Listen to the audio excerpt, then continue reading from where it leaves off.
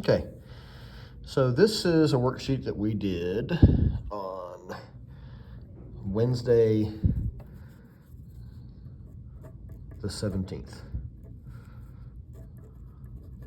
All right. And what we're doing here is we're figuring out the percent change from one number, in this case 36, to 99, okay?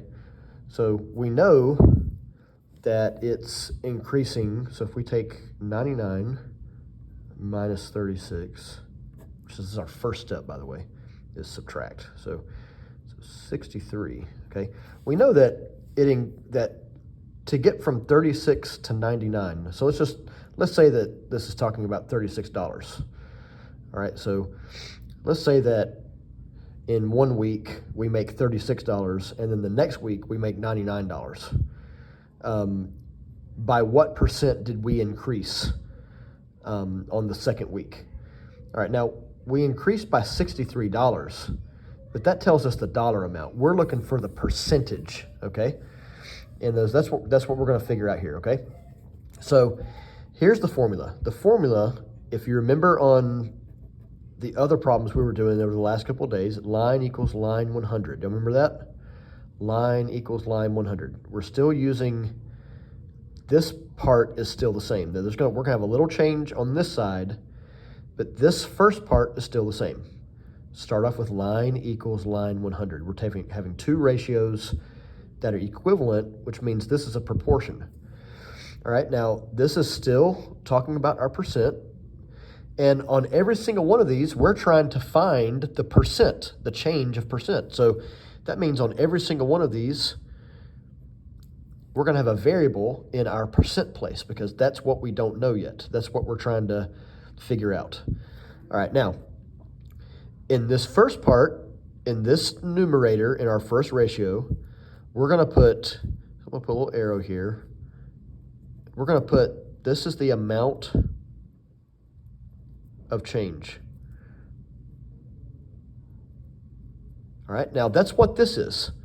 That's what this number is. That's why we're subtracting. That's why the first step is to subtract. We're always going to take our larger number and subtract the smaller number from it. Okay, so we're subtracting our smaller number from our larger number. All right, so 99 minus 36 equals 63. That's the amount of change that took place. All right, so we're going to put 63 right here. Okay, and then we're going to put the original number. Okay, so right here in the denominator is going to be our original amount. Okay, now the way we find our original amount is just the number that we started from. So we went from 36 to 99. This is our starting point. Whatever number goes with the word from, or we could say whatever number follows the word from, is our original. So I'm going to put 36 right here. Okay. All right, now the next step is to cross multiply. All right, I'm just going to do that cross multiplication in the same box right here, okay? So if I take 36 times x, I get 36x. All right, and this is the same thing we were doing on the previous problems that we were doing, okay? We get to this stage and we're just going to cross multiply like normal. All right, so 36 times x gives me 36x, and 100 times 63 gives me 6,300. Okay?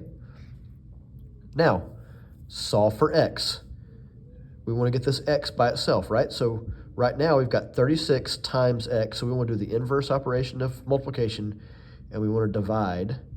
And whatever I do on this side of the equal sign, I have to do the same thing on the other side.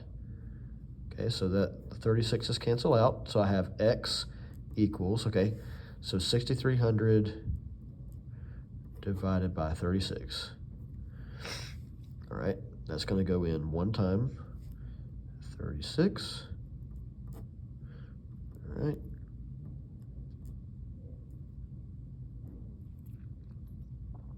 Okay, all right.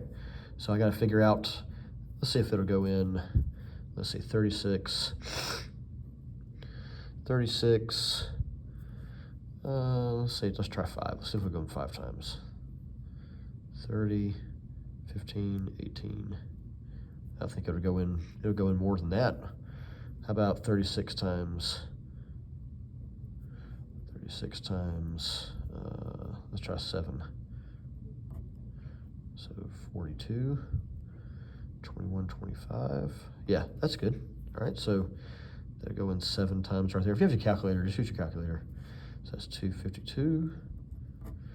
All right, then we've got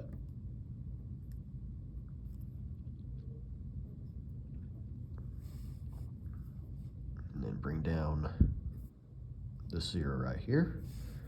Okay, and I think that'll probably go in 5 times. Yep, it will go in 5 times. And that gives 180. All right, so there's our answer right there. Okay, I know it's a lot of work. If you have your calculator, all you need to do is just punch in your calculator 6,300 or 6,300 divided by 36, and that will give you 175, and that is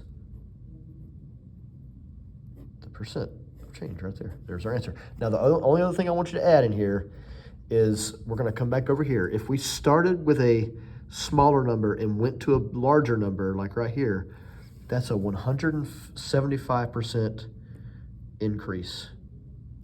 And I want you to add the word either increase or decrease, okay? So, like, for example, that's an increase. So let's find one that's a decrease. How about the very last one on this problem? All right, so I'm going to help you set this one up, okay? And then I'm going to have you solve it on your own, all right? And use this as an example. Follow the steps, all right? So we're always going to start off by subtracting. Start off with your larger number, subtract the smaller number from it.